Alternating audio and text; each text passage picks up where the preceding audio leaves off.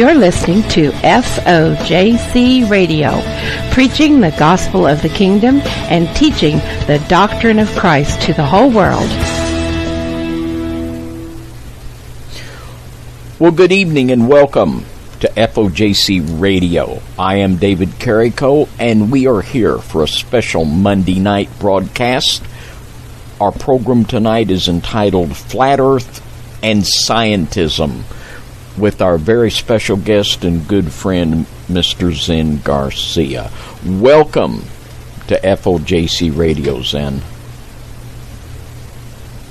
Honored to be here. I appreciate the opportunity, and it's always a blessing to be with you and Donna, and I thank you for the invitation.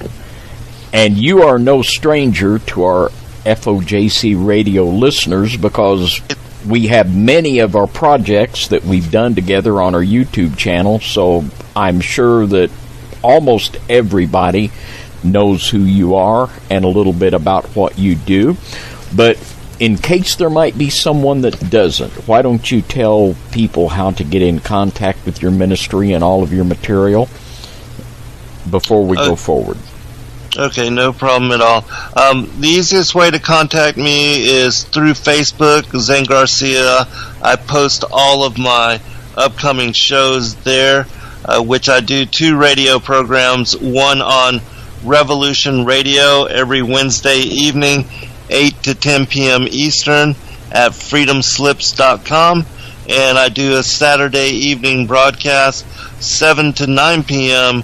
on truthfrequencyradio.com. I'm the webmaster for fallenangels.tv. Our YouTube channels are Endeavor Freedom and Zen Garcia. And you can find most of my books located on my author website, zengarcia.com.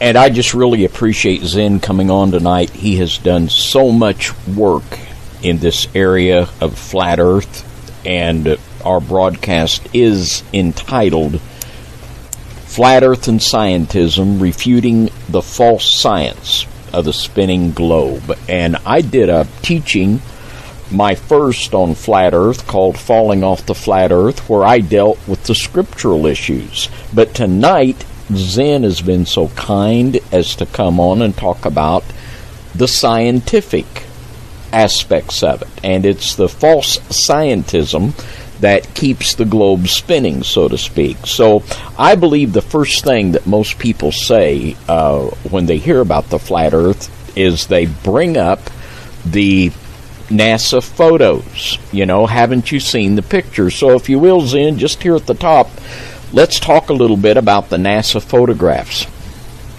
Well, I think this is really important as well, because for most of us, in buying into the heliocentric worldview, we have accepted NASA as the authority, and the photographic evidence and the videographic evidence, all of the belief in the astronauts as far as the visitations to the moon, the satellite programs, the Voyager, all these different programs that they have, even the so-called secretive programs where they have colonized Mars and these kind of different things, the Mars Defense Forces and all of this. And so all of us have, without really even second guessing, have bought into and accepted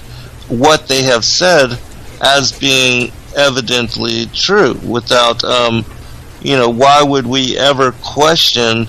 And I never did so. And it was really second nature for us to accept the indoctrination that we have all been programmed into believing in growing up in school and going through the educational process, looking at the globe, sitting around with our classmates and everybody looking at the globe and the countries of the world and the way that they're all laid out, and the Earth being a sphere, and the whole as far as even with the cartoons and the scientific programs, Cosmos and everything, where they have shown us repeatedly over and over again the heliocentric model for how our supposed solar system and planetary system is set up, and how it also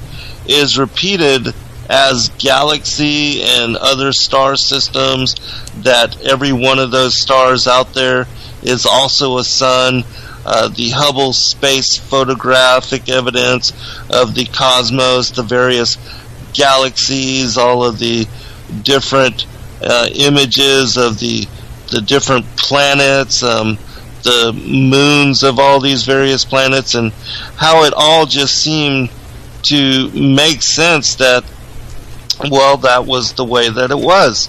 And then when I began to really look into the photographic evidence, after I was introduced to the possibility that what we had been told and what we had been indoctrinated into all of our lives could be fabricated, well, that was one of the things that all of us immediately go to, is, and also those that want to refute flat earth cosmology, the biblical geocentric model for world as possibility.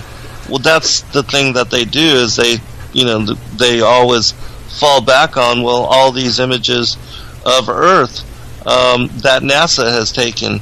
And so when I began to examine some of that in a more thorough manner and looking into it in very in-depth, well, there was already some things that came up which did not make sense, and that was the various images of the Earth that have been taken over the years from multiple supposed Apollo space program, from different satellites that have been sent up there now, and even just recently they just sent up a new supposed weather satellite and have all these really high def images of the Earth as a globe. I don't know if you've seen those yet or not, David. Yeah. But yes, I have.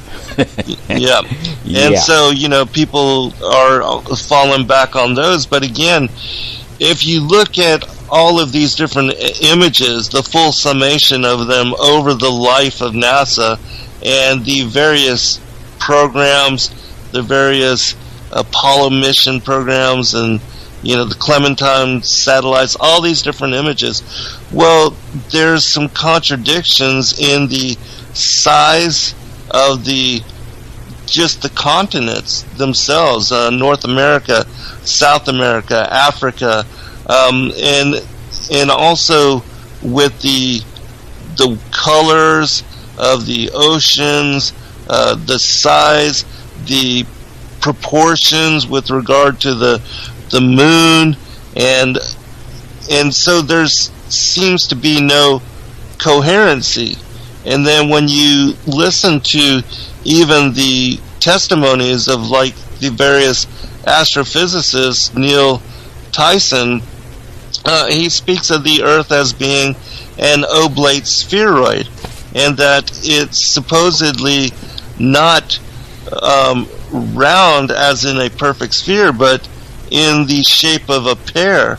And so they can't even stay coherent in their presentation of the Earth. And there was also another image that I've seen that was supposedly an image of the Earth from space, and it showed all the cloud layers and the cloud bands, and they weren't they stood out and above the Earth, whereas the oceans being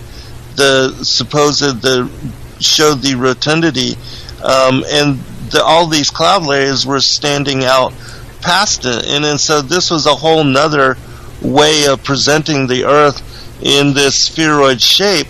And so when you look into and start to examine, well, you realize that in this day and age, when we're supposed to have all these 20,000 satellites up there, we should be able to view the Earth in all of its glory 24 hours a day in live feeds and live streams through various different websites from all these different companies that have these, privately owned satellites and all these government satellites from the various different space agencies. Why they wouldn't have just 24-hour live feed of the Earth from different angles and perspectives is one of the clues as to why we should question what NASA is putting out. And again, when you look into some of the images that we have of the Earth, they are clearly defined as being composites and having been pieced together and formed in the shape and in the perspective that we have them.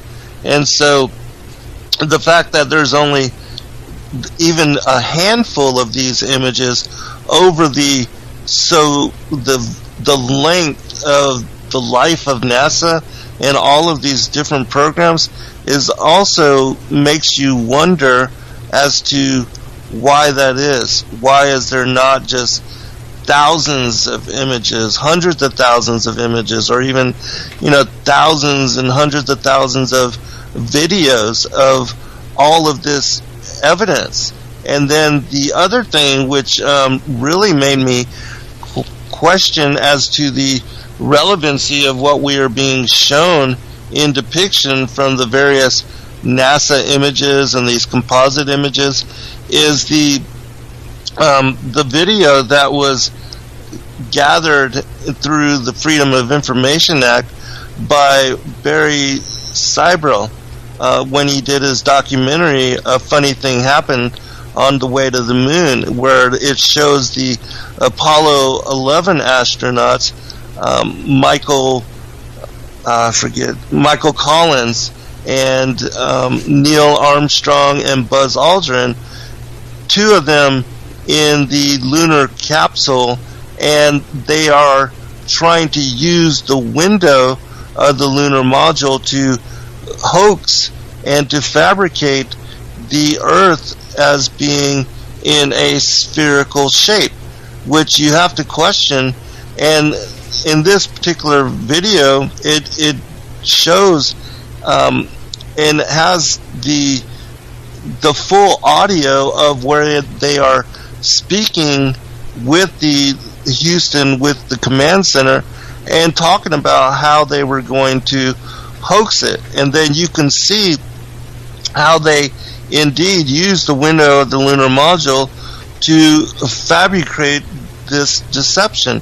And if the Earth is indeed round and in a spherical shape and like a globe, well, why would they need to hoax it in such manner and try to lead us in deception into believing it is in a shape that it should already be in? And so that's another thing that really made me question as to the relevancy of what we've been showing. And then we know our brother Rob Skiba has done really incredible work where he's utilized Photoshop as a tool to examine some of these official NASA images. And one in particular, he was able to take a very famous image of the astronaut, one of the Apollo astronauts on the moon, with the supposed Earth rising in the background above his left shoulder. And so Rob pulls this directly from the JPL website, I believe it was, or the official NASA website. It was an official NASA image. He pulled it, downloaded directly from the website, posted it into his Photoshop, quickly changed a few of the layers and the contrast, and it shows clearly that there is a rectangular box around the Earth.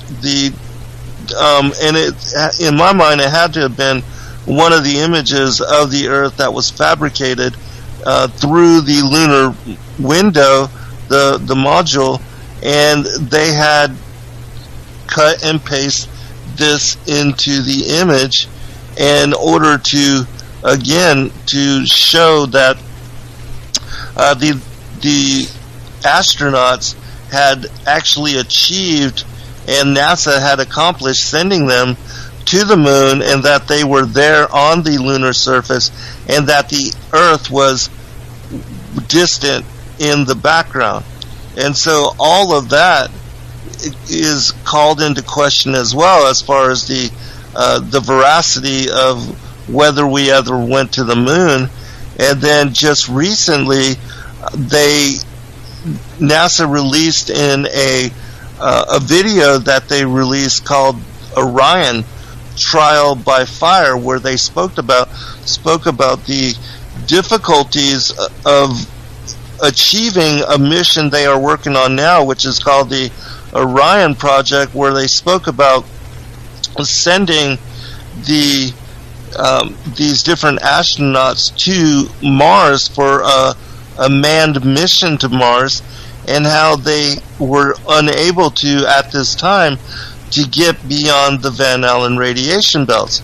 And they spoke about how sending the Orion mission through the Van Allen radiation belts, that because of the extreme radiation, that not only would it compromise the computer systems, but it would also endanger the life of the astronauts. And so they spoke about in this video of having to figure out how to protect the astronauts and to send them beyond the radiation belts without them being affected adversely. Which, in my mind, if they are not able to achieve this now, and they are having to consider what to do in order to protect the lives of the astronauts and also the computer systems, how in the world were they able to do this multiple times during the Apollo missions, when the computer technology that they had to achieve those missions was less than the computer technology that we have in our regular cell phones in this day and age? And so it just absolutely does not make any sense. And then Bart Sibrel, the person that put together the whole documentary on Funny Thing Happened on the Way to the Moon, he does a follow-up of that particular video, that documentary, called Astronauts Gone Wild, where he goes and he speaks with each one of the different astronauts that claim to have been on the surface of the moon. And he asked them to share in testimony their experience. He asked them about the Van Allen radiation belts, and there's a particular testimony I remember very clearly from Alan Bean, where he speaks about not even remembering going through the Van Allen radiation belts, but then he says that he remembers one time where he had his eyes closed and he could see these tracers of lights flickering in his eyes when he had his eyes closed, but that was the only thing he remembered of them, and none of them were adversely affected at all, and they were not given any amount of protection from the radiation. There's the Russian scientists also have claimed that in order to truly protect the astronauts from these radiation belts, they would have to encase the lunar module in so much lead that they wouldn't even be able to get it off of the ground. And so for us, in their own testimony, in all of their own words, it is impossible for them to have achieved getting beyond the radiation belts then, and even now. So that in and of itself brings into question all of the Apollo missions and all of these supposed astronauts having gone to the moon and back. And then when you look at the work of, even as I've mentioned, Rob Skiba, in breaking down and showing that a lot of these NASA images are completely contrived and hoaxed. And there's been many that have also examined the official Apollo images, where they show multiple light sources and various shadow angles to the images that absolutely confirms them having been fabricated in some Hollywood studio somewhere, because there's no way that they could have achieved taking these images on the moon when the sun was the only light source and all the shadows would have ran parallel to one another, going all in one direction. And so that I ask anybody to consider the things that we're speaking about here, and to go look at these images, and and just ask yourself whether any of them could be true and real. And we might give a plug-in for our old friend, Brother Rob. If anyone out there, and I'm sure there are, I'm relatively new. Well, I'm not relatively new. I am a newbie to the flat Earth. I began 2016 as a glober, but as 2016 went out, I was no longer a glober. But if anyone out there is skeptical of the flat Earth, if you would go to Rob Skiba's website, testingtheglobe.com, I believe it is, you could just really spend a lot of time there. Rob has just done some tremendous work. And as Zen has pointed out so well, there's huge problems with the whole NASA thing.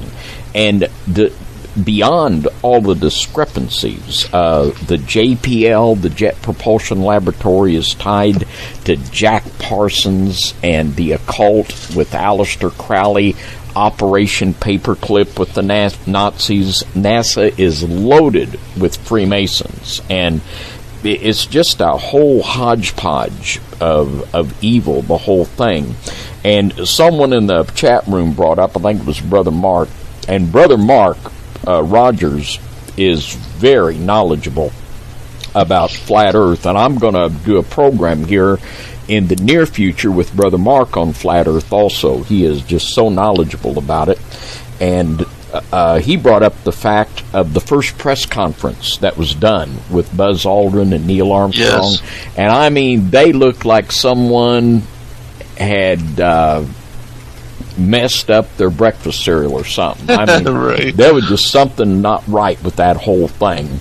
But I want to ask you, Zen, a very elementary question, and I'm asking elementary questions because I'm an elementary guy, and a lot of our listeners have never even considered the flat Earth concept until here recently. But why would these people go to all of this trouble to put this lie in place? Why would they do it? Well, all of that has to do with three aspects, in my opinion, and all of these things are linked with one another, and they are connected to what the Bible also speaks about as the coming strong delusion. And that, in my opinion, has to do with the Darwinian theory that man evolved of some ape-like ancestor, and that according to the heliocentric worldview, that the Earth is not special, that humanity is not special, and that the other stars out there are all suns.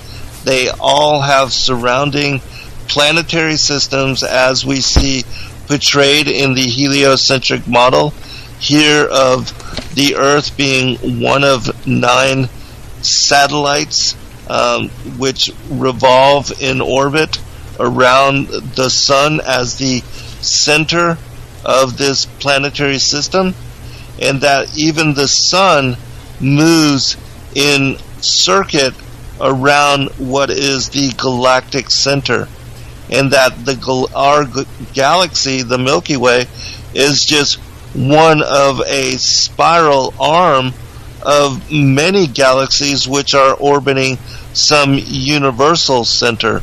And so they are perpetuating the idea that that these different planetary systems, as long as they are in the perfect distant extent from their starry center, with us specifically with our sun, and the our distance being supposed 93 million miles away, that the Earth is 93 million miles away, that puts us at the correct distance for us to not be burned up from being too close to the sun, or frozen in being too far away from it.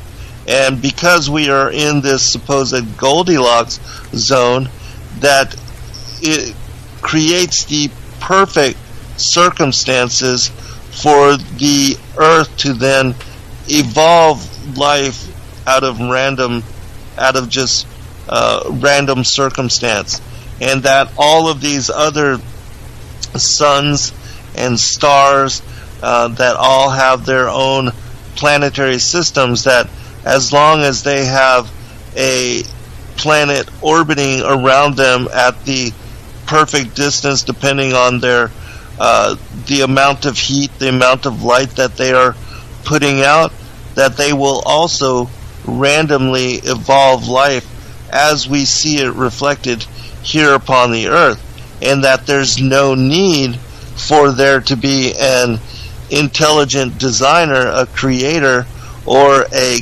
God, a persona of God, to have influence in the organizational process or the creation of what we see Earth-like planet.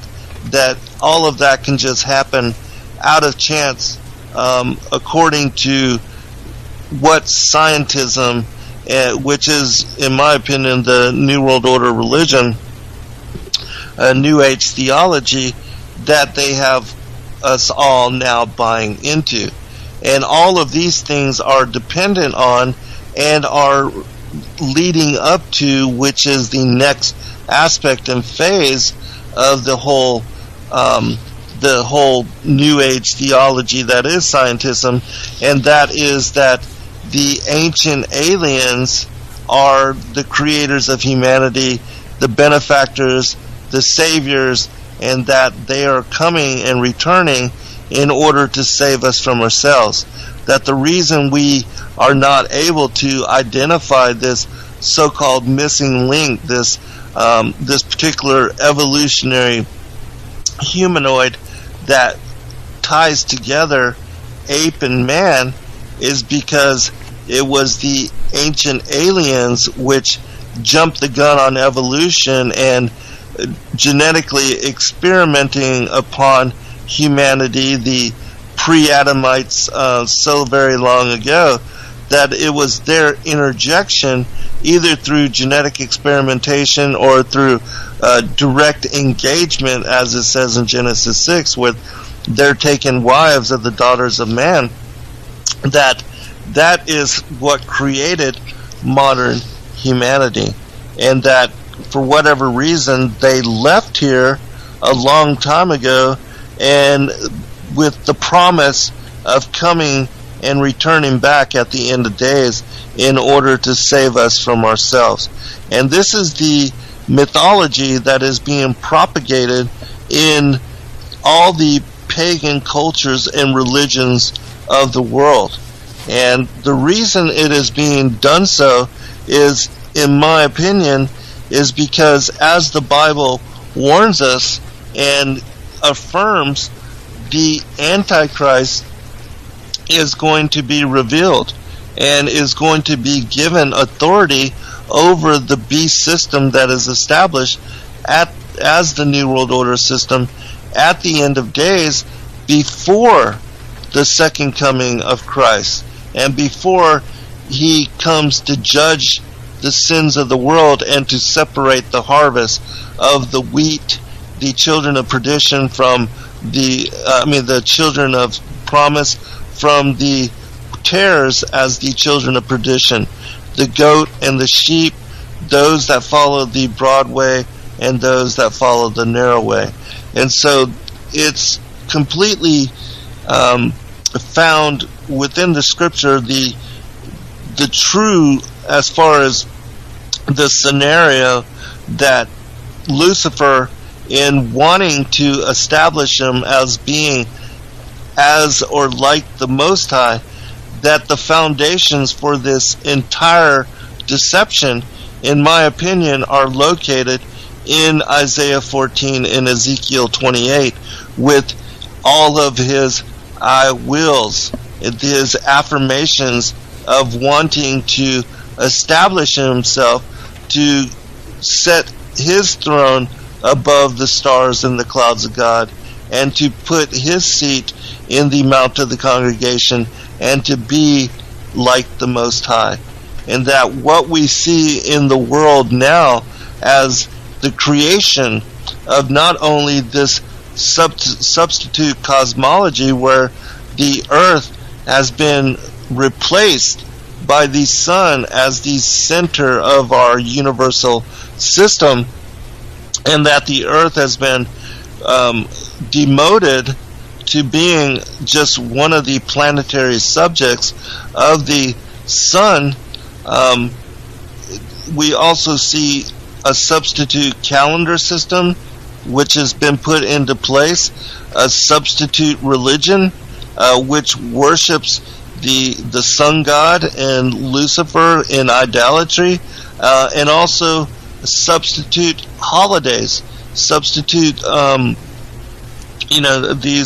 these different holy days, and these instead of us honoring and revering the Levitical feast days, all of that has also been replaced by pagan holidays. And we also see the substitute of the God's calendar system, which, based on the cycles and the phases of the moon, helps us to determine when the true Sabbath is. And that has also been, in accepting the Gregorian solar calendar, Sabbath has also been established as occurring every 7 days, when, according to God's calendar, it is all determined and based upon Kadesh, which is the time of the new moon. And so all of these things have been put into place in order to establish worship of Lucifer in these idolatrous pagan ways and manners, and in this new replacement theology, so that mainstream Christians have no idea that they are involved in this idolatry, nor that they are breaking many of these central commandments, especially the second and the fourth, and because of that, they have no idea what they are truly involved in. And it is just amazing, and you're talking to the choir now, that all these things are so interrelated. And once you come to the flat earth understanding, the ancient alien thing is off the table, and evolution is off the table, and just a lot of this nonsense. You're never going to believe it once you come to this flat earth understanding, and it's such a marvelous revelation. Now, there is a question here, Zen, in the chat that I want to pass along to you from Roger 417. Are there other planets, and or what are they? What about the image of Saturn with the rings? Well, yeah, they are other planets, but they're not Earth-like, because the Earth is not a planet. The Earth is the foundation for what is the establishment of the vaulted dome, which encompasses it, and the so-called planets, which are the wandering stars, and also the other stars and the sun and the moon, they have all been put into circuit around Polaris, which is the fixed star. That Polaris, like the Earth, is fixed, stationary, unmoving, and these heavenly luminaries move in circle around Polaris because the heavens work like a giant clock.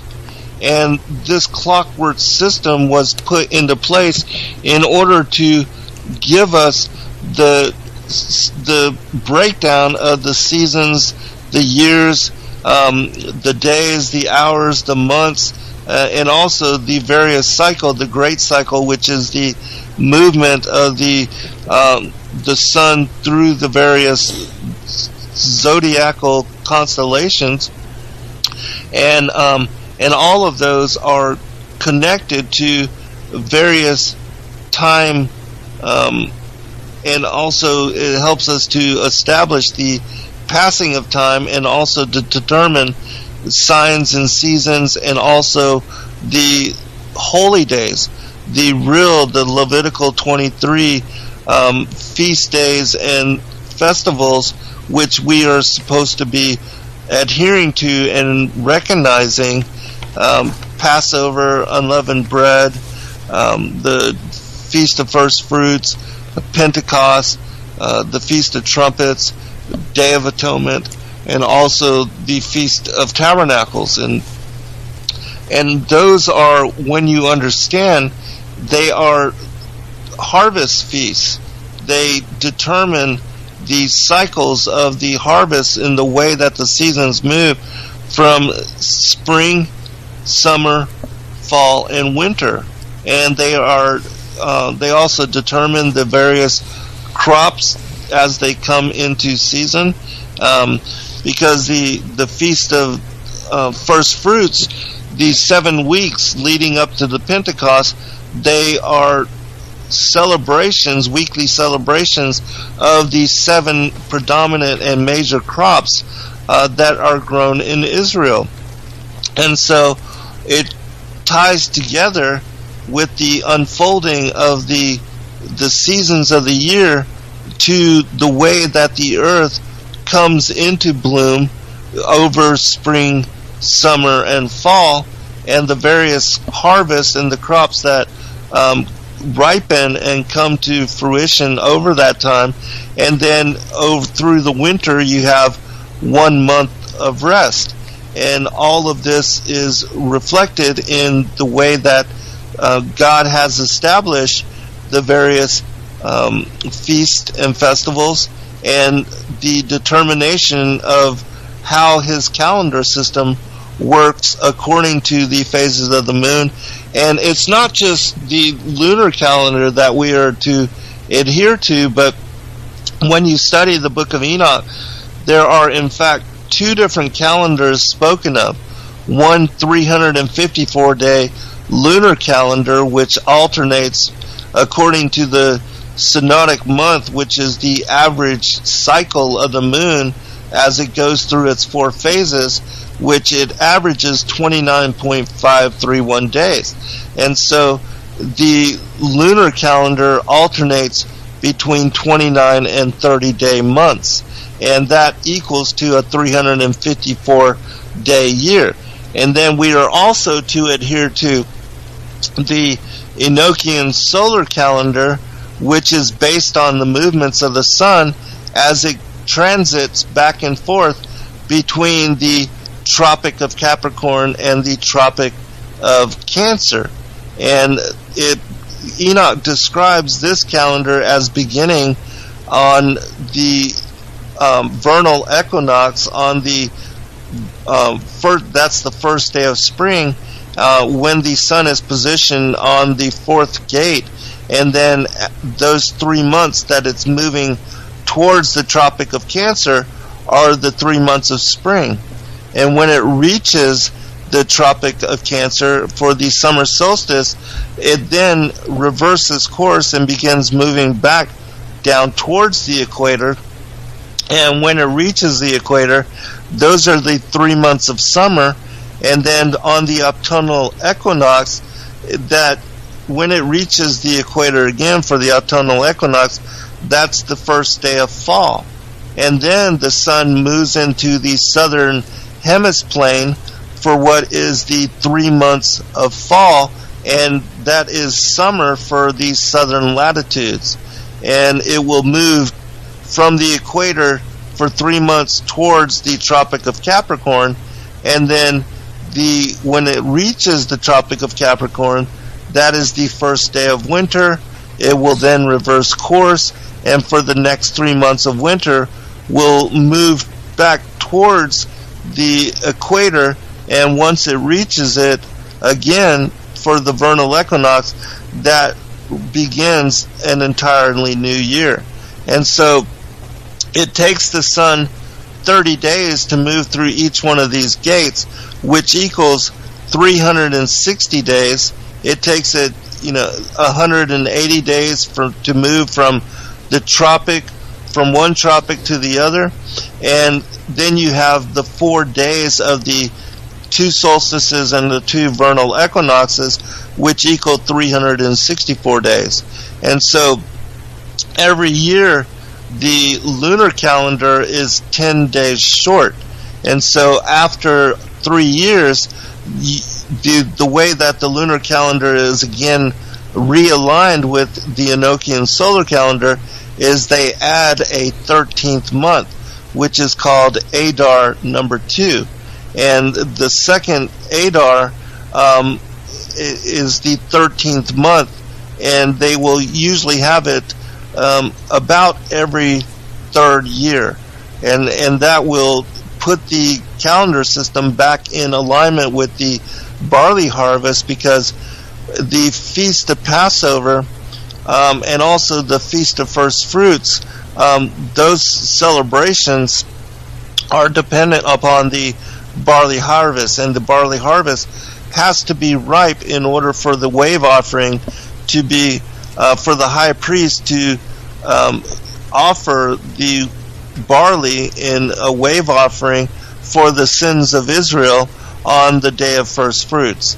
And so if the barley is not ripe, they will add this 13th month, and it will realign the calendar with the Enochian solar calendar. And it really is a beautiful and simplified system, which is, for those that follow it and adhere it, it's easy to maintain. All you have to do is look up into the heavens during the night to see where the phases of the moon are in order to determine where one is in the movements of the lunar calendar, and according to the various phases of the moon, because all of them align with the various Sabbaths, and also the new moon as the first day, Kadesh, that is the first day, and the new moon celebration. And so it's a really beautiful system, and it's deeply profound in that one can determine and usually catch up with even with where the sun is, because the ancient priests, they knew according to where the sun was, because it moves like on the day of the winter solstice. It will be as far as it will reach in the southern skies, and then after it reaches the winter solstice, it will begin moving back towards the northern skies. On the when it reaches the equinoxes, it will be in the very center of that movement, and then on when it reaches the summer solstice, that will be as far north as the sun will reach. And so the sun is dancing back and forth on the horizon, going from north to south, depending on what month it is. And this also shortens and lengthens the hours of day according to where the sun is, and depending on what latitude and where you are living on the circle of the earth. And so all of that is deeply and profoundly beautiful as well.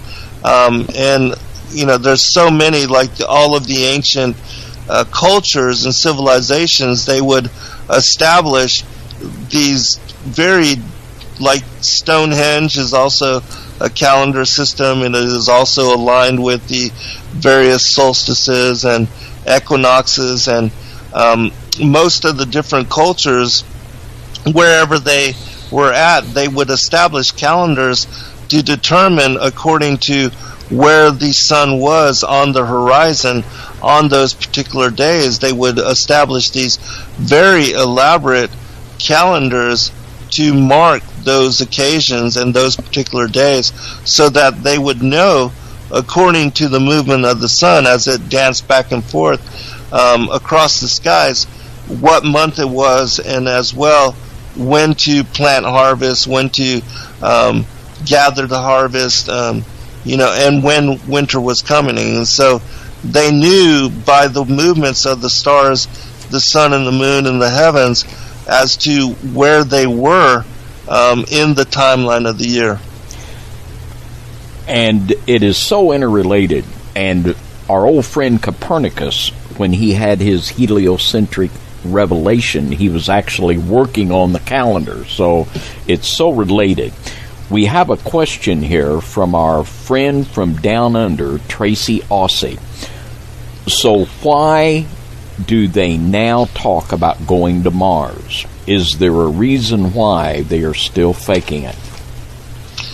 Yes, and it's my opinion is because they want us to believe that these other planets are Earth-like and that they can be inhabited, because it's only by perpetuating such belief that they can then, at some point later, when these ancient aliens are basically unveiled to the world and the Antichrist is revealed as this alien savior, that they have to have these belief systems set into place in order to get the world to believe and to buy into that this Antichrist is indeed an ancient alien, and that they were the creators of humanity so very long ago, as I spoke about earlier in the program. And so, as we can see according to the program, Ancient Alien and all of these other books that are now coming out on the Sumerian mythologies, that even Zecharia Sitchin and his postulations, and all of these various individuals that believe the Sumerian mythology is older than the biblical mythology, and that the Christian faith is actually a amalgamation and a counterfeit of either the Sumerian or the ancient Egyptian. All of that is contrived. And I listened earlier to a show that you did, David, the Antediluvian Book of Job, and you put it so very eloquently in that particular show about how these pagan mythologies and these various counterfeit stories of the Book of Job, that they are based on the Christian narrative and not vice versa. Amen. And yes, and just as I have shown in my work with the Thracian Chronicles, there is now has come to light the Thracian script. It was just decoded by one of my friends in 2006, and after having decoded this language, they were then able to unlock all these various myths from the Thracian language that remained undecipherable. And having broke down and deciphered this language, it was a Rosetta Stone for them going back and being able to interpret this huge collection of works called the Thracian Chronicles. And what now has come to light is that they have the oldest translation of what is the first book of Adam and Eve is one of the translations. There's also a Latin version called the Vitae of Adam and Eve, a Hebrew, an Armenian called the Conflict of Adam, all these different stories about the life of Adam and Eve. Well, in the Thracian, there's a chapter, the first chapter, which speaks about the Trinity, and they call Jesus Isus, I-S-U-S, Isus, and they also in this, and it dates back to 400 BC, but like the book of Adam, I mean the book of Enoch on the discourse of the Son of Man, it also has confirmation as to the coming of Christ and how he would be born of a virgin, that he would die in order to redeem Adam and his descendants, and that he would return them to their former estate and bring them back into paradise after he incarnates into flesh form. And so the Thracians were Christians, and they were believers and followers of Christ. And these various books of the Thracian Chronicles prove this, and they predate the Sumerians and the ancient Egyptians, and it has also been shown that the Thracian script is the origin for the ancient Egyptian hieroglyphic system, and they predate the Sumerians by 1,500 to 2,000 years. And so their stories and their mythologies show and affirm that, as you had brought forth in your show on Antediluvian Job, that indeed the Christian narrative and the stories as passed down through Adam and Noah and others, that the Christian faith and the stories of the biblical narrative most certainly predated all of the pagan mythologies, and that the counterfeits that you find contrived and also corrupted in these pagan cultures and civilizations, that they are replications of the ancient Hebrew stories, and it's not vice versa as the world currently believes. Yeah, and I'm definitely going to have to learn more about that. That is absolutely fascinating. Now, I have another question here. This is from Mark 4:17, I believe. And under the flat Earth model, is space finite? Oh yeah, absolutely. And there's actually a way that you can test that out. And I was actually speaking to somebody about this not very long ago, because we know that according to the cosmology, and I wrote about this in my last book. Well, I got a new one out, so this is actually the one before my new one, but in the book that I wrote on the firmament, the vaulted dome of the earth, I showed that the vaulted dome of the earth is, in the Hebrew cosmology, a solid structure which encloses and covers over the circle of the earth. And that whereas in the science they believe that you can bounce radio waves off of the atmosphere, what they are truly in fact bouncing the radio waves off of is the solid firmament, the vaulted dome of the earth, which encapsulates and covers over the entire circle of the earth.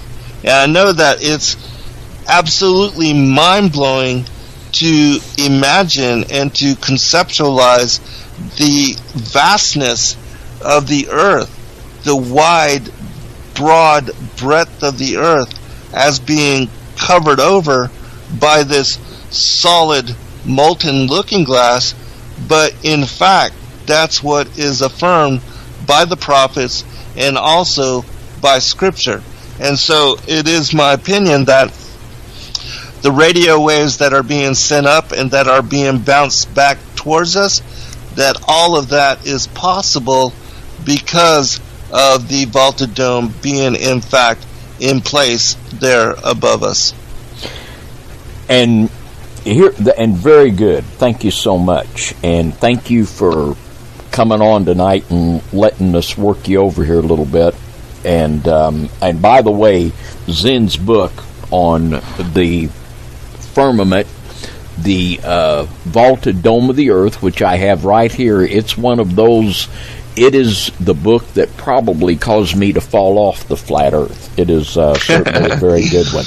And there for a long time I says I'm on the edge of the flat earth getting ready to fall off, and then Zen pushed me right on over the edge. But here's another question. Why have there not been more flat earth whistleblowers, or if there have been any? It's because we have been, well, they told us that this question, as far as the cosmology of the world, that it has been 500 years ago confirmed that the sun was the center of the solar system, and that the earth was a planet which was in fact spinning once daily as it moved annually in orbit around it.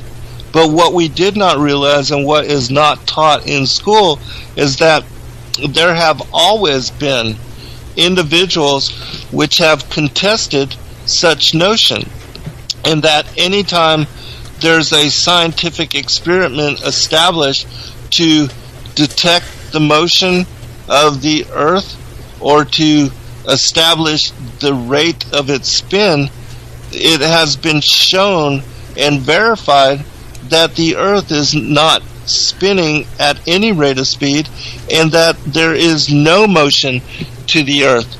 As the Bible affirms, the earth is fixed, stationary, and unmoving. And there's several chapters and passages which affirm that, and the real science, as has been put forth in various experiments like the Michelson-Morley and Michelson-Morley-Gale, the Sagnac experiment, the Aries failure, where they were trying to detect the motion, the spin, the rate of spin of the earth. All of those experiments were failures because they were performed by heliocentricists that were trying to detect the rate of the motion of the earth. And they failed because the earth is not spinning, and so these experiments actually became evidentiary truth and confirmation of the biblical attestation that the earth is in no way moving. And so these experiments became actual evidence and proof of the truth of God's word. And so these different experiments are not spoken about in the universities, and they are not taught because they, again, are trying to keep us established and locked into the indoctrination and the mindset that we are living on a globe-like spheroid planet which spins once daily as it moves annually around the sun, when in truth you can look at how the time-lapse photography and what it shows that all of these stars, all of the planets, the sun and the moon are all moving in uniform motion at the same rate of speed around Polaris as the center of what is the vaulted dome. And that what is even increasingly wonderful about the knowledge of how the stars move as is affirmed by this time-lapse photography, is that once you understand and know about the cosmology, it, as I show in that book on the firmament, God's throne is established directly above Polaris as the center of the vaulted dome of the earth, and that his throne sits there, and that the heavenly temple is established there as well, as it says in John chapter 4, where he speaks about seeing God seated on his throne, and that before him, underneath him, is a sea of glass. That is the top of the vaulted dome, once you understand the true nature of the enclosed world system that we live in. And so, because the heliocentric model, they want us to believe that there's all these different Earth-like planets out there, and they're all orbiting around these different sun and star systems, and that the universe is infinite and ongoing into infinity, and that God really, because the universe is so vast and large, that he's too busy to really be focused in consideration on us as his prodigal child, as his bride, and that he has to really keep up with and to be distracted with consideration of all of these other worlds. And as long as they can keep us buying into the vastness of the universe, they can really get us to believe and to buy into that God is just simply too busy with all of what is going on out there and with all of these other worlds to even really be worried or even focused in any way, narrowly minded on what's going on here on the earth. And because of that, really, there's no judgment, there's no worry about what we do and our actions or our behaviors, because there's no judgment, there's no real salvation, we're not even special, there's not even a God. And so we can do what we want and,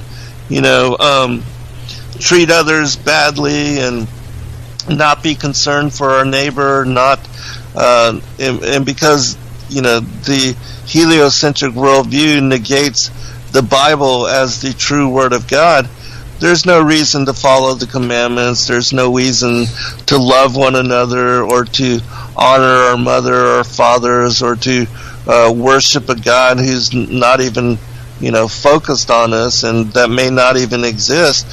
Just do what you want and,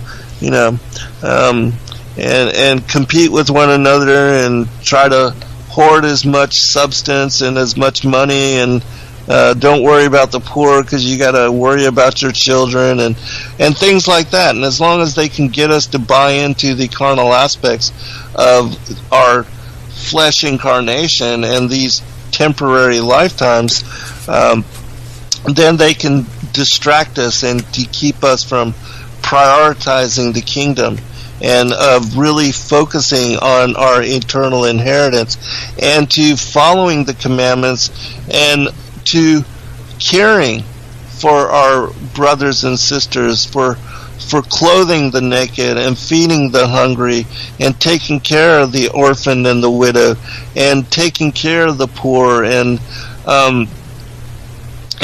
being a foot washer to each other as example to us by our King and our Lord.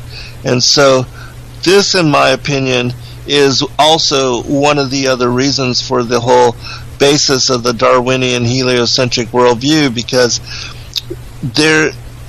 what other system has separated us from God in such profound manner as the belief that we evolved as monkeys and that there are multiple millions of Earths out there and that God is distant and far away, when in fact he's right there above Polaris looking down on us as the only show in town, as the only thing that's going on, because Earth is it. We are special. The earth was specially created for us to inhabit it, and the stars and the sun and the moon, the heavenly luminaries, they were put in circuit above our earth in order to be and to show and to help us determine the passing of time.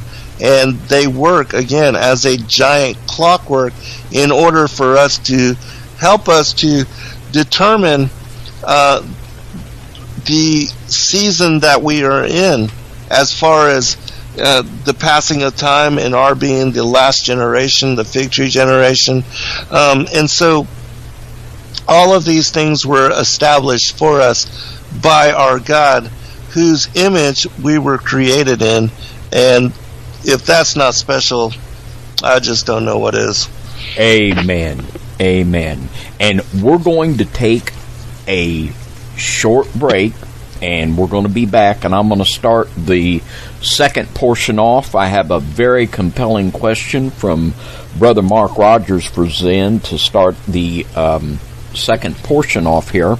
Now, this is what they want us to believe, and people think that we're crazy that believe flat earth, but this is what the scientist priests want us to believe, that the earth is spinning at 1,040 miles per hour, that the earth travels around the sun at 66,000 miles per hour, that the solar system moves inside of the Milky Way galaxy at 490,000 miles per hour, and that the Milky Way galaxy is moving through space at 1,000,000 miles an hour. You gotta be kidding. And they think we're crazy. But anyway, we're going to take a short break, and we're going to be right back with lots more questions for Zen. Thank you so much for all of you tuning in tonight and taking part in the chat. And we're going to be right back with lots more for Zen.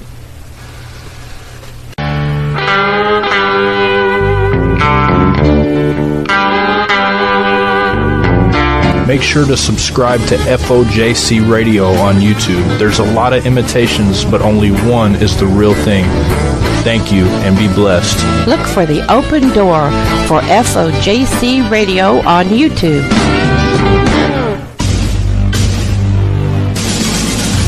You're listening to FOJC Radio, where truth in the Word of God is found.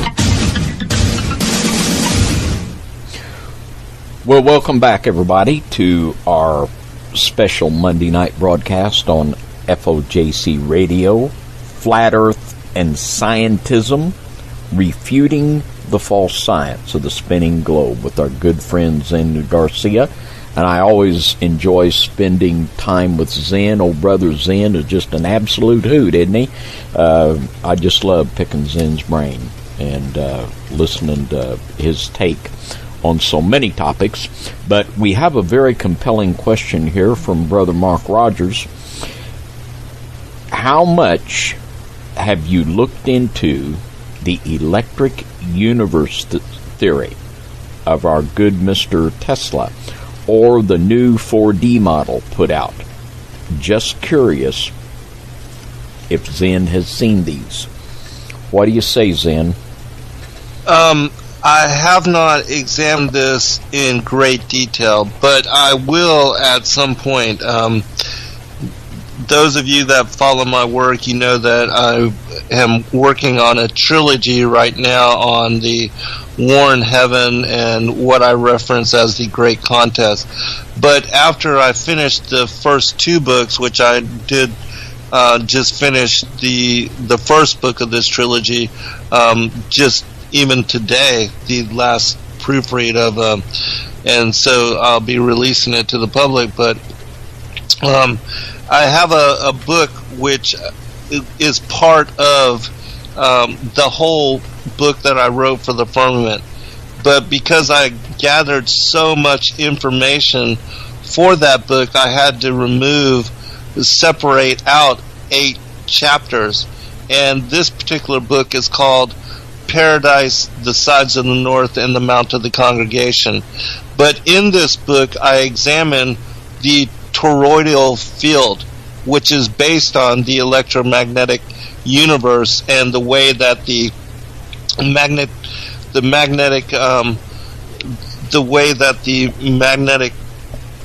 toroidal fields are set up, and how they show that there is an opening in the north and also in the interior of the earth at what leads down to the great abyss, and that these magnetic fields also show the structure of the enclosed world system. And so I will be going into more elaboration and into further study on this as topic when I begin to finish that book.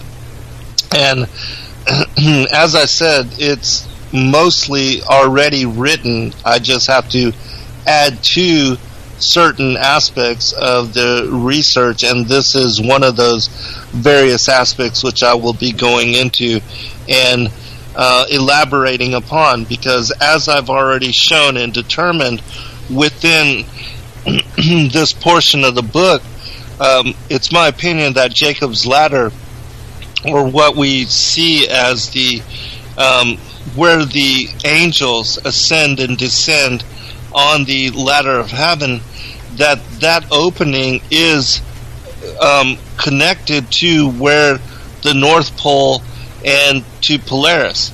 That this ladder and this opening into the interior of the earth, what David and I have done shows previously on with the opening, the hollow opening into the interior of the earth, that this is also located there at the North Pole, and that this is a reflection of the electromagnetic universe as depicted by this this toroidal field.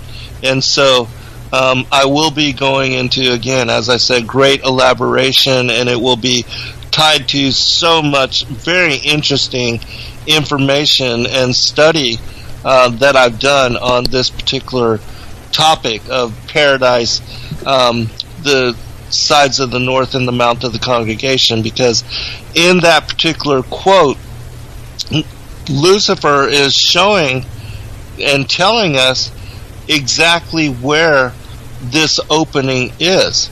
And when you understand that the sides of the north, that the vaulted dome, that all of the angles of the dome meet in what is the reference of the sides of the north, that is where the North Pole is, and that the North Pole links together with Polaris, because Polaris is directly above the North Pole, and Polaris is the very center of the vaulted dome of the earth, and that this is where the passageway, the windows of heaven are located, which lead up into the throne room of the Most High God, which is why whenever you see, even in the book of Enoch, in the various prophets, when they are taken up into the heavens,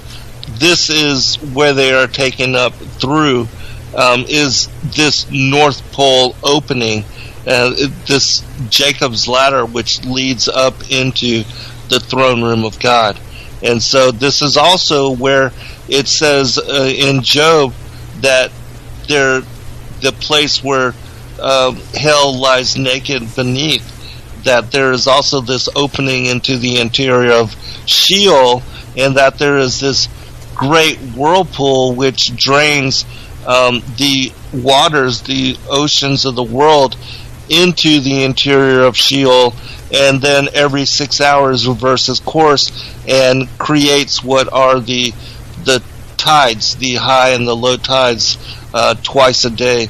The 2 times there's low tides, 2 times there's high tide. It reverses directions every 6 hours, and so that also is a part of the elaboration that I will be going to when I release this book. But all of that study is just so very interesting. It absolutely is, and I could just go off here. I'll have to contain myself. But in the Egyptian Book of the Dead, the Pharaoh would descend into the heart of the earth, and then he would get his boat, and he would, through his boat, ascend up above the firmament and sail the waters above the firmament. And there's so much I could say about the Masonic concept of Jacob's ladder that is just so confirming about that. And you're just spot on there, and I can't wait for that to come out and to see all of your research in total. There's another question here about the rings of Saturn. What do you think the rings of Saturn are?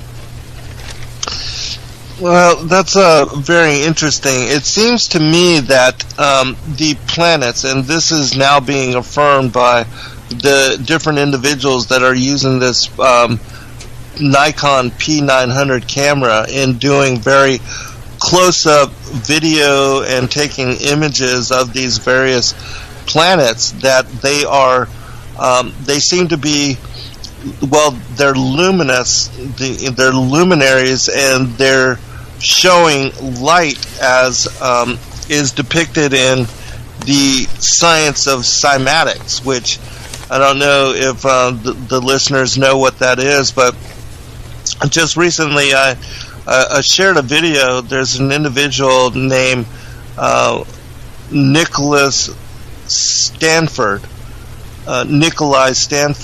and he's this individual that shows through using sand and water and music how tones and frequencies and sound and vibration, they create, they form, the water will take shape in these sacred geometric patterns, and that the light is also, these luminaries, they seem to be, because you're able to create light in the way that we see reflected in the stars by creating an air bubble and then sending acoustic vibration into those air bubbles.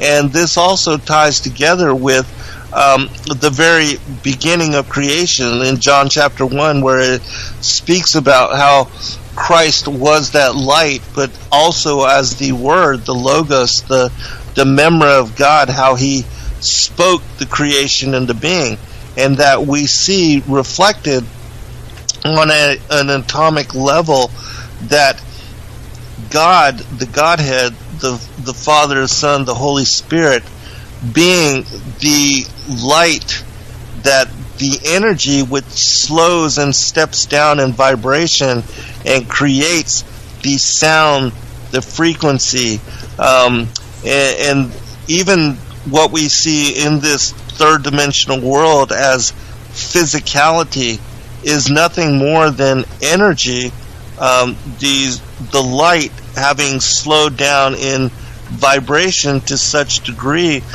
that it takes on physical form. But essentially what it is just energy, atoms, neutrons, protons, this atomic energy, that really God is the source for all things. And as it says in John, that without Christ and Him being one with the Father, that they brought all things into being, and that without Him nothing was made.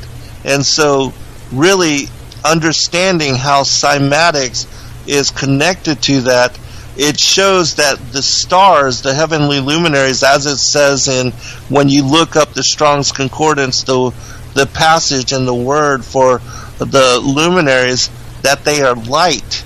And as I show in my book, The Firmament, that the stars and the planets, these wandering stars, that they are not Earth-like, in that, because the Earth is not a planet, it's the foundation for the world order, the enclosed world system, but that the stars and the planets, they are luminaries, they're heavenly luminaries, celestial bodies, and it says that they are created of light and water, and fire, and that they're not again. And so when you look at them really close with high-powered telescopes or these P900 Nikon cameras, we're starting to see them depicted in this sacred geometric pattern, which in my mind is exhibiting exactly what we see revealed through these cymatics.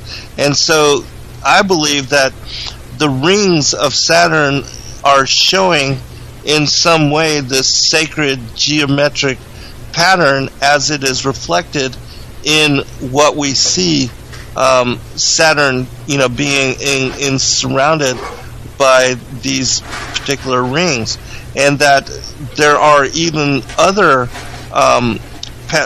planets. When you look at them very closely, you can see also some kind of ring-like pattern around them. But different individuals have shown in looking closely at Venus or Jupiter or Mars that they're nothing more than luminaries, and they reflect these sacred geometric patterns of light as created by the cymatics as shown in that particular science. And so that as the scriptures say, they're luminaries, and that's what I believe them to be. Amen. We have another Saturn question here from Tracy Aussie. Has Zen any thoughts on a relationship between CERN and Saturn? I have heard that maybe where they are trying to open some sort of portal.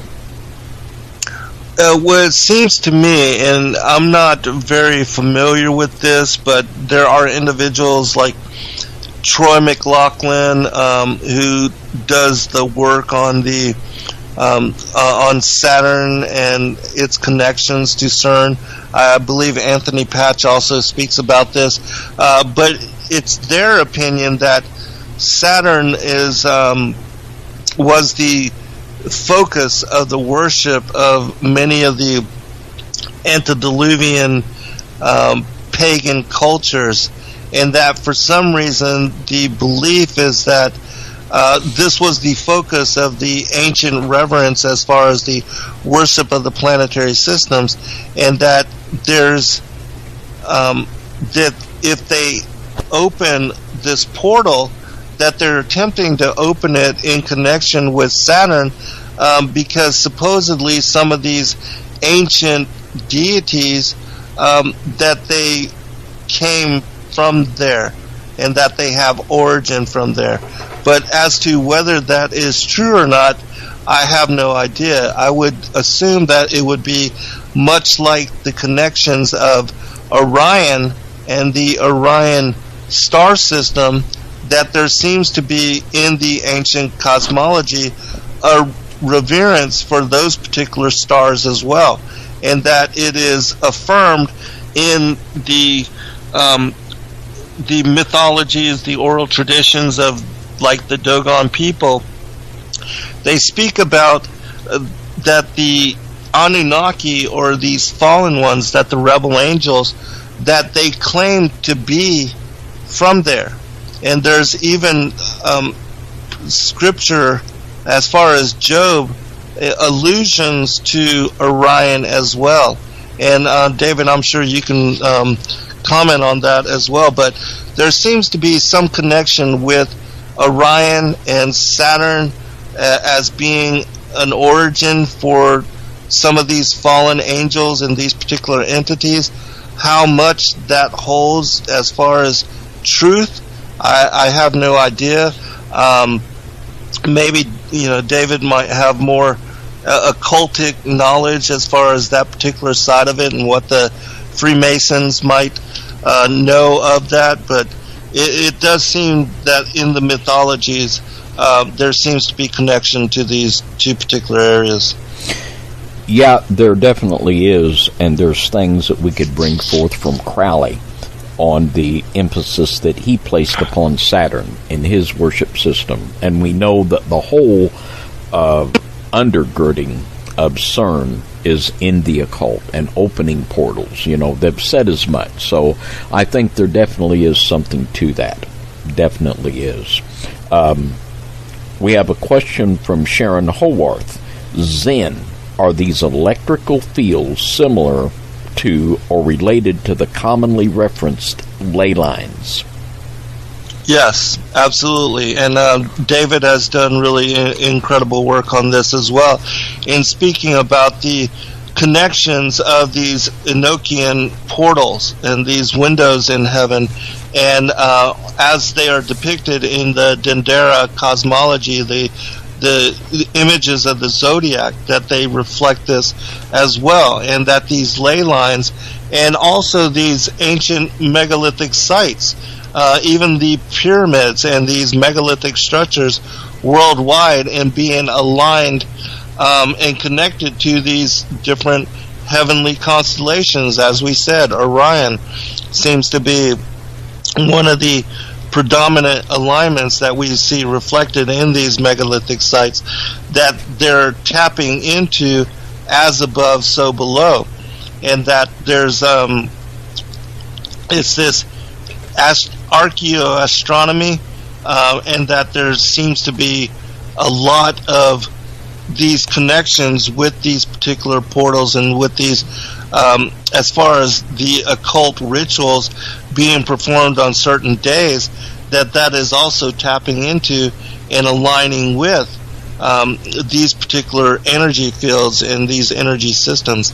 And that David also brought up in a show that we did about how there are also portals and windows of blessing, and that it's our belief too that the reverence and the honor of Sabbath, and also the worship of the real holy days, the Levitical feast days, that they also, as Ezekiel says, they connect to and align with these portals of blessing as well. And so there's both the occultic side of it as well as the godly side of it, and that yes, there's connection as above, so below, and that this is tapped into both by the old prophets and patriarchs and the priests and the worship that they did in revering the Most High God, and most certainly that this is also being tapped into by the occultic conspiratorial side of the Luciferian Satan worshippers in doing their ritual magic on the particular dates and as aligned to the particular stars and when they do their particular ceremonies. Amen. Here's a question from George C.H. Question for Zen. Does Enoch or any other text reference the precession of the equinoxes?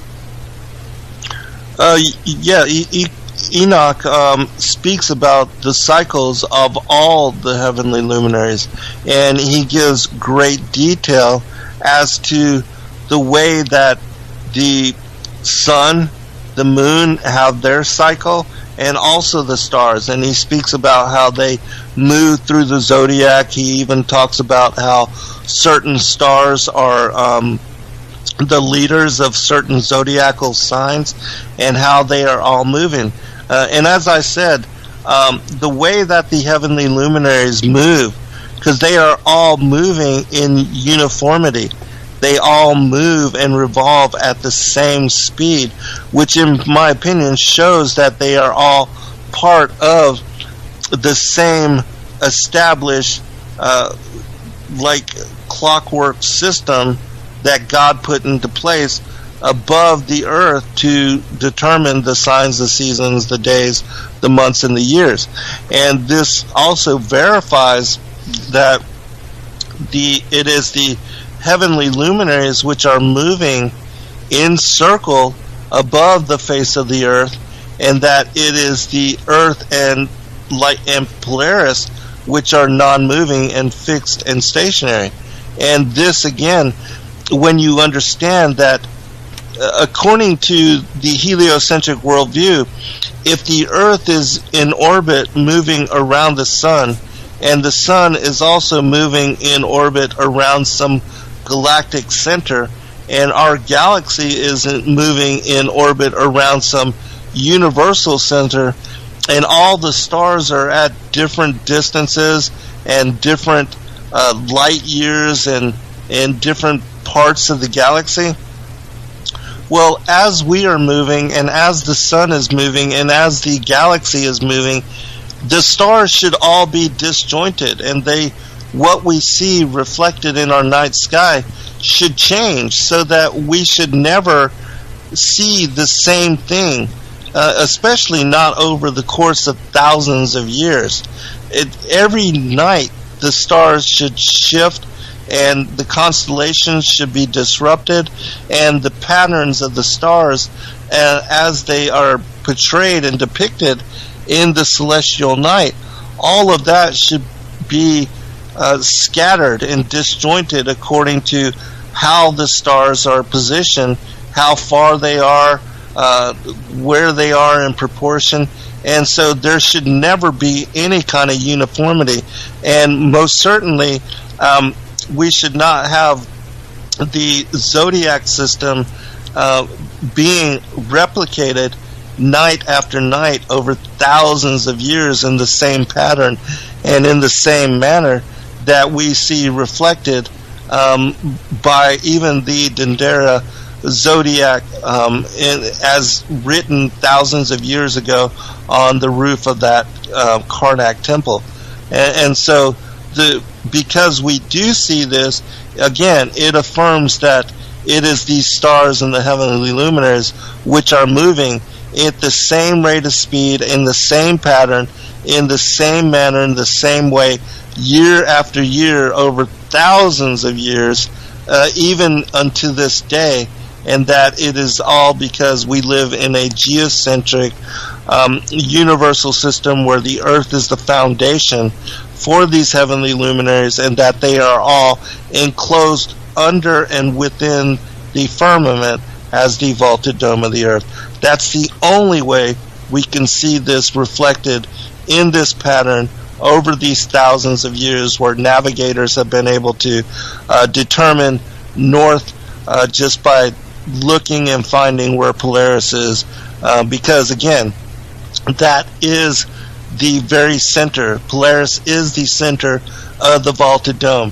You find Polaris and you find north, because no matter where you are on the circle of the earth plane, Polaris is north for you, because it shows again where the North Pole is, and the North Pole is the very center of the circle of the earth.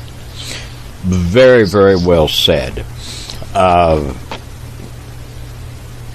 Another question here, and this is one that we've also done a program about before, and we've talked a lot about, from Valerie 15.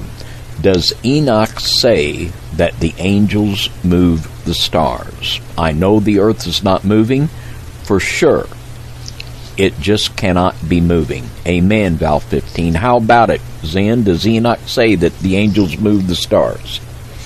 Absolutely. It says that, in fact, it also says that the stars are the angels, and that they are conscious and intelligent, and that they are told to hold and to maintain pattern and circuit. And when they don't, they are punished. And Enoch also gives description of that, because the 7 planets, the wandering stars, they came not forth in their time, and they did not listen to the determination of their circuits as commanded of them to be followed out. And Enoch also excuse me. Enoch also describes how there is an angel named Raguel who is put in charge of maintaining all of the heavenly hosts, these celestial luminaries, in keeping them lined up according to the pattern that God has determined for them maintaining in circuit. Because again, when we look out at the stars and the way that they move according to the time-lapse photography, they all move in uniformity, and they are all moving at the same speed. And the reason they are doing that is because they are all locked into this clockwork system that allows us to measure the passing of time from one day to 1 week to 1 month to 1 year to what is the great cycle, the movement of the zodiac, and I believe that is 25,960 years or something of thereabouts. But it's it takes the sun 72 years to move 1 degree through the 360 degrees of the zodiac, and so it takes that full measure of time. Yeah, I believe it's 2,160 years for it to move through just one of these zodiacs, one of these signs of the zodiac.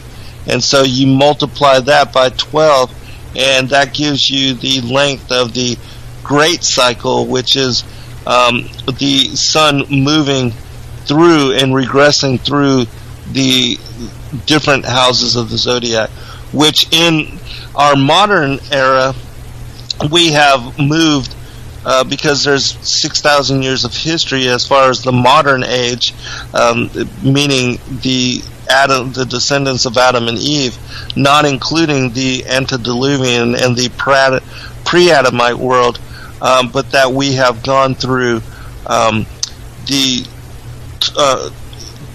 Gemini, Taurus, and Pisces, and are coming up on Aquarius. And so all that is reflected in that as well. And I just want to make a little mention of a lot of the good work that you do in reprinting old books. And a lot of people think that the flat earth was invented by some of these wingnuts on the internet. But this has been around for a long time.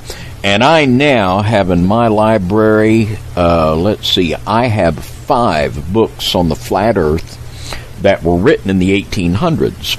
And one of these I received from you by Alexander Gleason.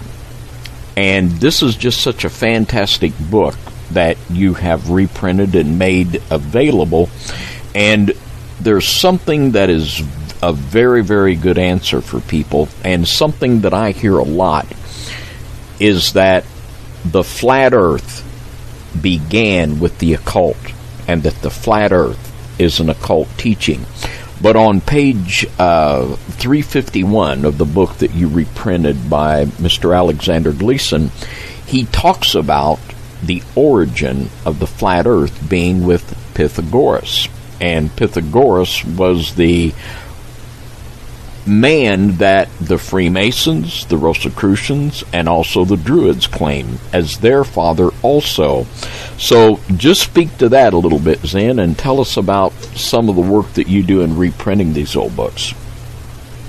Yes, it was about a year ago that the Most High basically told me to open up a book, a book producing publication publisher, and so I did, and we created Sacred Word Publishing, and I wanted to do so in order to publish first these sacred scriptures, the many different extra biblical texts and manuscripts which I study from, and a lot of my favorites which not a lot of people have read or heard about, and so I wanted to make them available in a wider capacity, especially those that are difficult to find.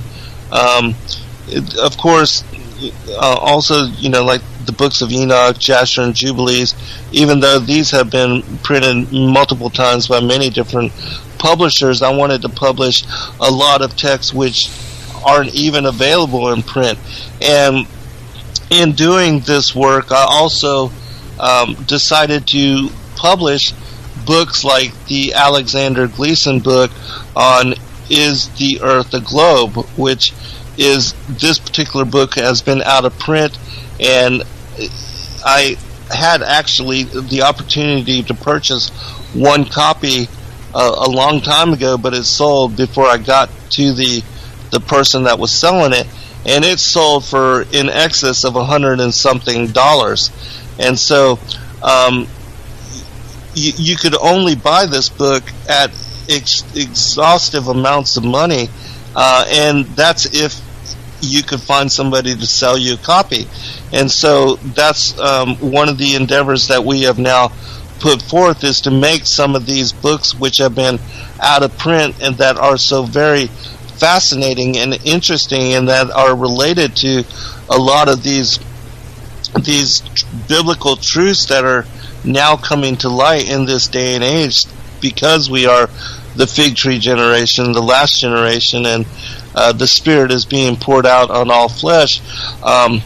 That one of the parts and the roles that I will play in serving my sacred vow to basically serve the kingdom is to make as much of this information, this interesting, very relevant information for the times that we are living in, available to the masses and for as cheap a cost as I can, so that we can make the information available and accessible to people. And also, even though some of these texts are available in PDF form, I know, David, you are like me in that I like to have a physical print copy. Oh, absolutely.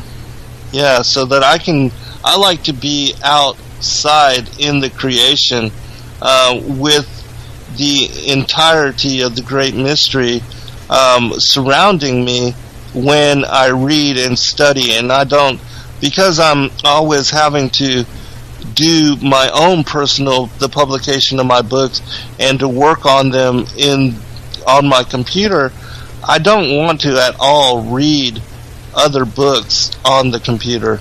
But I prefer to have them in print, so I can underline, so I can highlight. And there's just nothing like having a physical print copy of the book, because we never know how long the internet will be accessible and the information available in the manner that it is now.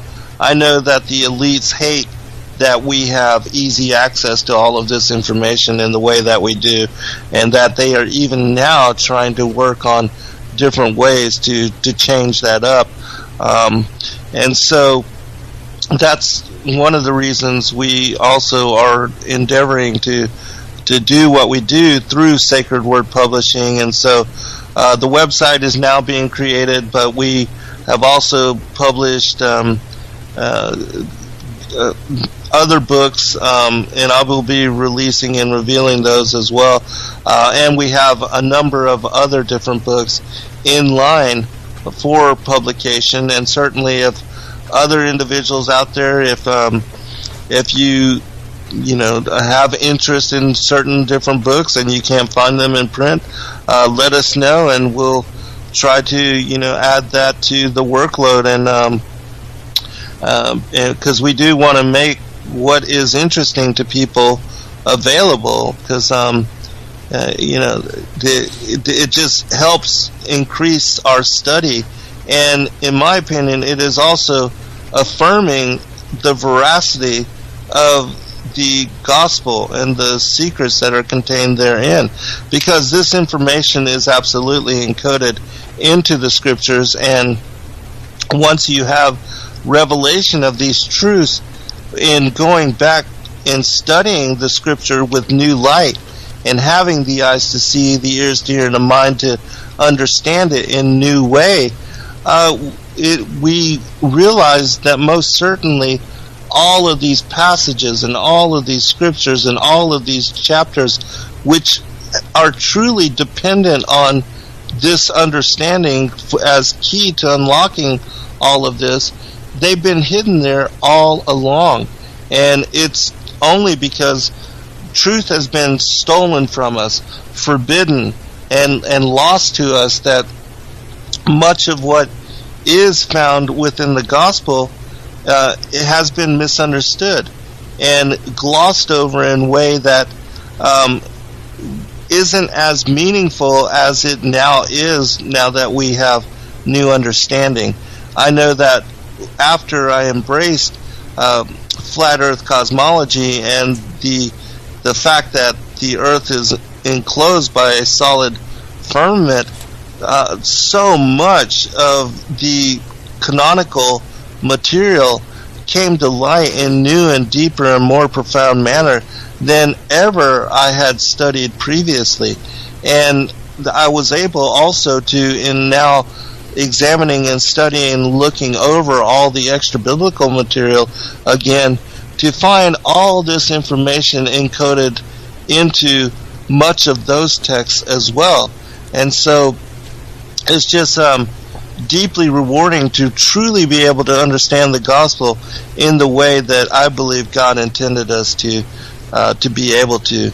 And as far as the flat earth being an occultic principle, well, most certainly it is. I mean, this is reflected, and I write about this in my 9th book, The Flat Earth as Key to Decrypt the Book of Enoch, about how the flat earth as revelation is an occult secret. And we see this very clearly depicted on the flag of the United Nations banner, which the United Nations, being the seat of world government, that is the organization whereby the elitists, the secret societies, the Freemason Brotherhood, basically yelled and announced to the world, we have global domination. We have taken over the entirety of the world, and we have made Albert Pike's vision of fomenting 3 global wars as means to establish an agency, an organization to control the relationships and the affairs of nations around the world, that they have absolutely manifest that dream and achieved their goal with Albert Pike's vision. And the United Nations is the manifestation of that goal. And the fact that they fly on their banner the true orientation of the earth in the way that it really is, as I showed, that it is in the manner that is depicted on the emblem of the United Nations flag, that this is the image of the earth which Enoch gives description of the movements of the sun and the moon and the heavenly luminaries, that when you apply his descriptions to the motions of the sun and the moon and the stars and the planets, according to that azimuthal equidistant projection map, the earth in surrounding circular embrace around the North Pole as center of the circle of the earth, that the earth in that orientation, you can then understand what Enoch is describing as those motions. And it's this revelation that I share and decrypt in the entirety of that book, my 9th book, The Flat Earth as Key to Decrypt the Book of Enoch.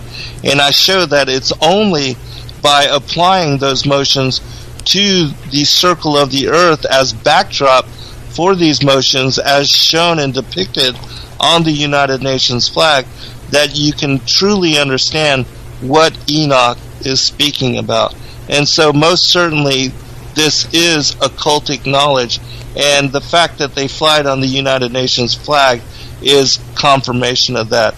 But I would also add in finality that even though this is a secret that the occults and the Freemason elite have and share amongst themselves, and are laughing at the rest of the world for buying into the lunacy of the heliocentric worldview, which they put forth as deception in order to set the framework for having us all bound down to their antichrist sun god. God has encoded into his own word and shown to his own prophets like Enoch. And Adam was given the book of the signs, which were one of the 5 books of creation that he left paradise with, and that he knew about these revelations and the true orientation of the earth as well, and that this knowledge has been passed down through the sons of Adam as depicted in the book of Enoch, and that the book of Enoch was passed on to Noah and his sons, and they also were passed on to Shem, and Shem passed them on to Abraham, and Abraham passed them on to his children. And as is shown in, I shared with you just recently, David, several passages from the Testament of the 12 patriarchs, where these various patriarchs like Reuben and Simeon and Zebulun and Asher and the various children of the 12 tribes, the patriarchs of the 12 tribes, Joseph and Benjamin, they all speak about the coming of Christ and how they even knew that Christ would come to redeem them and save them. Yeah. And they also quote the books of Enoch in those particular chapters, which in my mind is, again, affirmation that they knew about the books of Enoch, the cosmology contained therein, and also of the interdiction of the Watchers, and the fullness of the things that Enoch writes about, and that, as it says in the book of Enoch on the coming of the Son of Man, that Christ being concealed as the elect one, and that he would come as Messiah. All of those things are affirmed by the Testament of the 12 patriarchs as well. And that is something we're definitely going to have to do a lot more talking about. Those are just some amazing passages. It not only gives so much more credibility to the book of Enoch, but likewise it gives credibility to those testaments of the 12 patriarchs. And when we think about all the messianic prophecies, there are so many in those extra biblical books that are just absolutely fascinating. And we are coming down here to crunch time, and I just want to say thank you so much to all of our FOJC listeners. You guys are just the greatest. You had some tremendous questions, and I just enjoy you so very much. And I might say also, somebody here mentioned something about Gary Wayne, and this Wednesday, Gary Wayne and I are going to be on Zen's program. And you might want to just give a little promo for that if you want, Zen. Yes, this Wednesday evening, 8 to 10 p.m. on freedomslips.com on Studio B. David and Gary will be joining me for discussion on some of these occultic secrets and the teachings of the Essenes and other topics and subjects. And so please do join us there, and that we are doing ongoing shows and roundtables on various topics and themes, and that if you have anything of interest that you would like us to speak on or to bring forth in program, certainly you can contact me at Zen Garcia on Facebook, and just, or contact David and let either of us know, and we'll be glad to do what we can to bring forth what you are interested in hearing about and learning about. And if we don't know about it, we'll certainly try to do our homework to make ourselves knowing and informed on these topics. But I have a belief that one of us will know something about it, at least. Well, and that's the thing that I like about yourself and Gary Wayne. We are researchers. We are not stagnant. We have not come to the place where we think we know it all or we are satisfied. We will never be satisfied. We will always be searching out the deeper things of God in the scriptures and in extra biblical material, and wherever that search will take us. And this is what makes it so exciting And this is why it's so exciting and such a great honor to have such a wonderful guest as you on. And I have come to appreciate you and your work so very much. And I'm just so thankful to be able to call you a friend and a fellow worker in the Lord and a friend of FOJC Radio. So Zen, thank you so very much for a fascinating evening. I'm going to go back and listen to it again myself because it's amazing all of the cutting-edge information that you were able to work into this brief 2-hour time period. And just once again, thank you to all of the listeners for being so great as you always are. So Zen, any last thoughts? Just wanted to say likewise, brother. I so appreciate you and being able to fellowship with you and to round table with you and to share friendship with you and Donna and the way that we have come to know each other. I do consider you to be one of my closest associates now, and it's a beautiful thing that we have been stood up as confirming witness for one another in so many aspects of the work that we do. It is a beautiful thing because it is blessing so many people's lives and helping them to understand the truth of the revelation of so much of the teachings that, again, we are confirming witness for one another, and Gary Wayne as well. And I know that a lot of people's lives are being touched and that they are going forth and seeking the deeper and more profound aspects of the scriptures and coming in closer relationship with our King and Lord, the Father and the Son and the Holy Spirit. And that's what it's truly all about. So very well said, and I just appreciate you so very much saying so, and we just love you so very much, and we just love you, the listeners, because without you we couldn't do what we do. So we just want to say good night, God bless you all, and we will see you Sunday morning, 10 a.m. on FOJC Radio Church, and we will see you on Saturday night on Now You See TV on the Midnight Ride. And by the way, we've got Brother Zen scheduled for the very first Saturday night in February 4th. Zen will be on Now You See TV, and we're going to be doing a follow-up on the Sabbath and the calendar, and you'll just want to bring your popcorn for that one. So God bless you all. Good night, and we will see you Sunday morning on FOJC Radio Church. God bless you all. God bless all. Good night.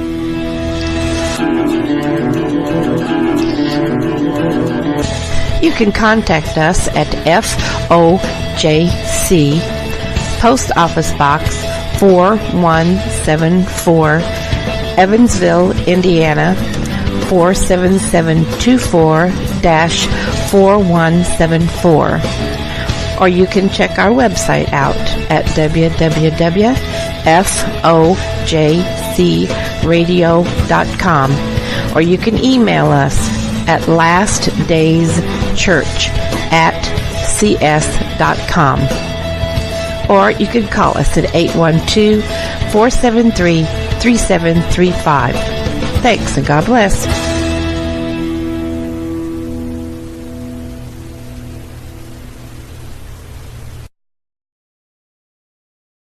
On Flat Earth called Falling Off the Flat Earth, where I dealt with the scriptural issues. But tonight, Zen has been so kind as to come on and talk about the scientific aspects of it. And it's the false scientism that keeps the globe spinning, so to speak. So I believe the first thing that most people say when they hear about the flat Earth is they bring up the NASA photos. You know, haven't you seen the pictures? So if you will, Zen, just here at the top, let's talk a little bit about the NASA photographs.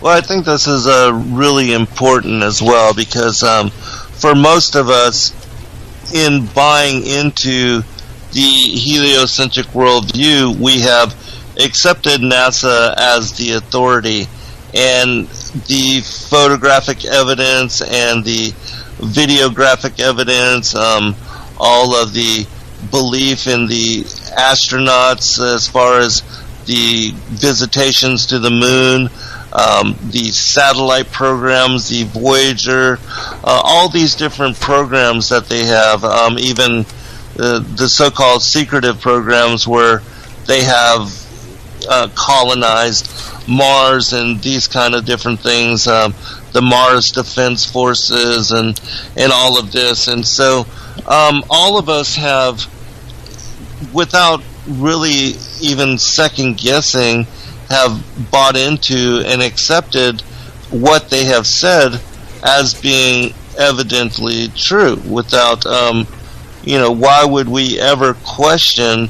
And I never did so. And it was really second nature for us to accept the indoctrination that we have all been programmed into believing in growing up in school and going through the educational process, looking at the globe, sitting around with our classmates and everybody looking at the globe and the countries of the world and the way that they're all laid out, and the earth being a sphere, and the whole as far as even with the cartoons and the scientific programs, Cosmos and everything, where they have shown us repeatedly over and over again the heliocentric model for how our supposed solar system and planetary system is set up, and how it also is repeated as galaxy and other star systems, that every one of those stars out there is also a sun. The Hubble space photographic evidence of the cosmos, the various galaxies, all of the different images of the different planets, the moons of all these various planets, and how it all just seemed to make sense that, well, that was the way that it was. And then when I began to really look into the photographic evidence, after I was introduced to the possibility that what we had been told and what we had been indoctrinated into all of our lives could be fabricated, well, that was one of the things that all of us immediately go to is, and also those that want to refute flat earth cosmology, the biblical geocentric model for world as possibility. Well, that's the thing that they do, is they always fall back on, well, all these images of Earth that NASA has taken. And so when I began to examine some of that in a more thorough manner and looking into it in very in-depth, well, there was already some things that came up which did not make sense, and that was the various images of the Earth that have been taken over the years from multiple supposed Apollo space program, from different satellites that have been sent up there now, and even just recently they just sent up a new supposed weather satellite and have all these really high-def images of the Earth as a globe. I don't know if you've seen those yet or not, David. Yeah. But yes, I have. yeah. And so, people are falling back on those. But again, if you look at all of these different images, the full... You're listening to FOJC Radio, preaching the gospel of the kingdom and teaching the doctrine of Christ to the whole world. Well, good evening and welcome to FOJC Radio. I am David Carrico, and we are here for a special Monday night broadcast. Our program tonight is entitled Flat Earth and Scientism, with our very special guest and good friend, Mr. Zen Garcia. Welcome to FOJC Radio, Zen. honored to be here. I appreciate the opportunity, and it's always a blessing to be with you and Donna, and I thank you for the invitation. And you are no stranger to our FOJC radio listeners, because we have many of our projects that we've done together on our YouTube channel, so I'm sure that almost everybody knows who you are and a little bit about what you do. But in case there might be someone that doesn't, why don't you tell people how to get in contact with your ministry and all of your material before we go forward? Okay, no problem at all. The easiest way to contact me is through Facebook, Zen Garcia. I post all of my upcoming shows there, which I do 2 radio programs, one on Revolution Radio every Wednesday evening, 8 to 10 p.m. Eastern at freedomslips.com, and I do a Saturday evening broadcast, 7 to 9 p.m. on truthfrequencyradio.com. I'm the webmaster for fallenangels.tv. Our YouTube channels are Endeavor Freedom and Zen Garcia. And you can find most of my books located on my author website, zengarcia.com. And I just really appreciate Zen coming on tonight. He has done so much work in this area of flat earth, and our broadcast is entitled Flat Earth and Scientism, Refuting the False Science of the Spinning Globe. And I did a teaching, my first... Wouldn't have just 24-hour live feed of the earth from different angles and perspectives, is one of the clues as to why we should question what NASA is putting out. And again, when you look into some of the images that we have of the Earth, they are clearly defined as being composites and having been pieced together and formed in the shape and in the perspective that we have them. And so the fact that there's only even a handful of these images over the length of the life of NASA and all of these different programs is also makes you wonder as to why that is. Why is there not just thousands of images, hundreds of thousands of images, or even, thousands and hundreds of thousands of videos of all of this evidence?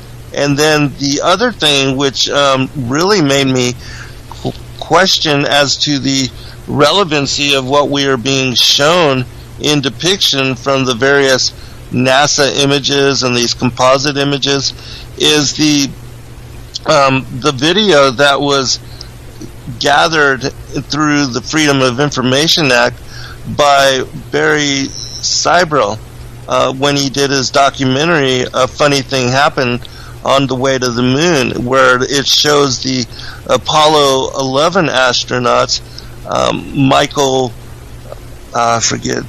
Collins and Neil Armstrong and Buzz Aldrin, 2 of them in the lunar capsule, and they are trying to use the window of the lunar module to hoax and to fabricate the Earth as being in a spherical shape, which you have to question.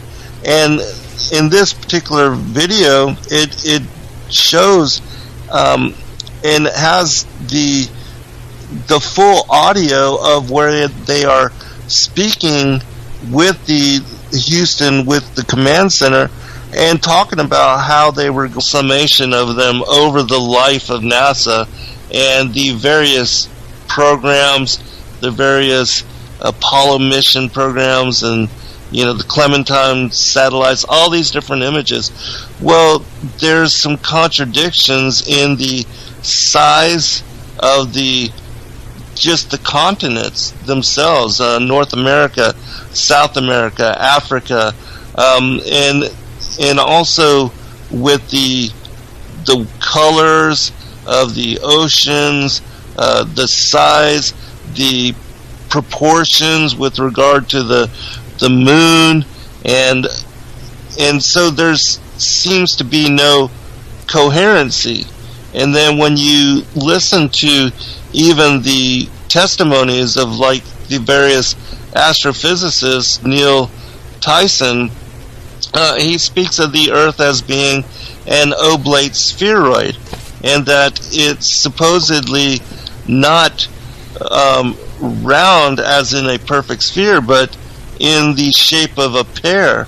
And so they can't even stay coherent in their presentation of the Earth. And there was also another image that I've seen that was supposedly an image of the Earth from space, and it showed all the cloud layers and the cloud bands, and they weren't they stood out and above the Earth, whereas the oceans, being the supposed showed the rotundity, and all these cloud layers were standing out past it. And so this was a whole nother way of presenting the Earth in this spheroid shape.